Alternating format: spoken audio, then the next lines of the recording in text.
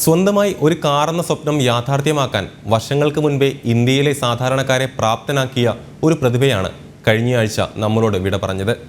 Japanese വാഹന നിർമ്മാണ കമ്പനിയായ സുസുക്കിയുടെ മുൻ ചെയർമാൻ ഒസാമു സുസുക്കി ഓർമ്മയായി. ജനപ്രിയ ചെറുകാർ മാരുതി 800 ഇന്ത്യയിൽ അവതരിപ്പിച്ചത് ഒസാമു സുസുക്കിയായിരുന്നു.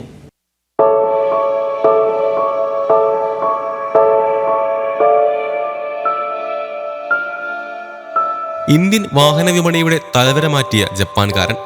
അതായിരുന്നു ജാപ്പനീസ് വാഹന നിർമ്മാണ കമ്പനിയായ സുസുക്കിയുടെ മുൻ ചെയർമാൻ ഒസാമു സുസുക്കി. 1980-ൽ ഇന്ത്യൻ വിപണിയിലേക്ക് വന്ന സുസുക്കി രാജ്യത്തെ ഏറ്റവും വലിയ കാർ നിർമ്മാതാക്കളായി മാറി. ഇതിൽ പ്രധാന പങ്കുവഹിച്ച ആളാണ് ഒസാമു സുസുക്കി. സുസുക്കിയെ ജനപ്രിയ ബ്രാൻഡാക്കി മാറ്റിയതിൽ അദ്ദേഹം വലിയ പങ്കുവഹിച്ചു. 40 വർഷത്തോളം അദ്ദേഹം സുസുക്കി കമ്പനിയെ നയിച്ചു. ഇതോടെ ലോകത്തിൽ ഏറ്റവും അധികം കാലം ഒരു വാഹന കമ്പനിയെ നയിച്ചയാളെന്ന റെക്കോർഡും ഒസാമു സുസുക്കിക്ക് ലഭിച്ചു. 2021-ലാണ് കമ്പനിയുടെ ചെയർമാൻ സ്ഥാനത്തു നിന്നും മാറിയത്. അർബുദ രോഗബാധിതനായിരുന്ന ഒസാമു സുസുക്കി 94-ാമത്തെ വയസ്സിലാണ് അന്തരിച്ചത്.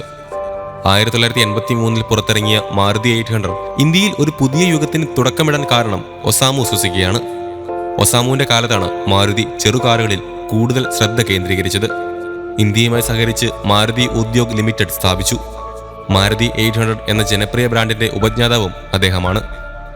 ജപ്പാനിലെ ജനപ്രിയ കാറായ സുസുക്കി ഓൾട്ടോയിൽ നിന്നാണ് മാരുതി 800ന്റെ ജനനം. 1958-ലാണ് ഒസാമു ഔദ്യോഗികമായി സുസുക്കി മോട്ടോർ കോർപ്പറേഷനിൽ ജോലിയിൽ പ്രവേശിക്കുന്നത്. ജൂനിയർ മാനേജ്മെന്റ് തസ്തികയിൽ തുടങ്ങി കമ്പനിയിലെ വിവിധ തസ്തികകളിലെ അനുഭവസമ്പത്തുമായി 1963-ൽ അദ്ദേഹം ഡയറക്ടർ സ്ഥാനത്തെത്തി. ജൂനിയർ സീനിയർ തസ്തികകളിലേക്കുള്ള ചവിട്ടുപടികൾ കൂടി പിന്നിട്ട് 1978-ൽ കമ്പനിയുടെ പ്രസിഡന്റും ചീഫ് എക്സിക്യൂട്ടീവ് ഓഫീസറുമായി.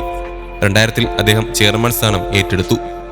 3 ദശകങ്ങളായി നേതൃസ്ഥാനത്ത് തുടർന്ന അദ്ദേഹം പ്രസിഡന്റ് പദവി മകൻ തൊഷിഹിറോ സുസുക്കിക്ക് കൈമാറുകയായിരുന്നു.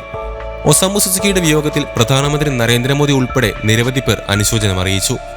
ഇന്ത്യയോട് അഗാധമായ താല്പര്യമുള്ള വ്യവസായിയാണ് വിട പറഞ്ഞതെന്ന് പ്രധാനമന്ത്രി എക്സിൽ കുറിച്ചു. ഇന്ത്യൻ വാഹന വിപണിയിൽ വിപ്ലവം സൃഷ്ടിക്കാൻ മാരുതിയുമായുള്ള സഹകരണത്തിന് സാധിച്ചെന്നും പ്രധാനമന്ത്രി കൂട്ടിച്ചേർത്തിരുന്നു.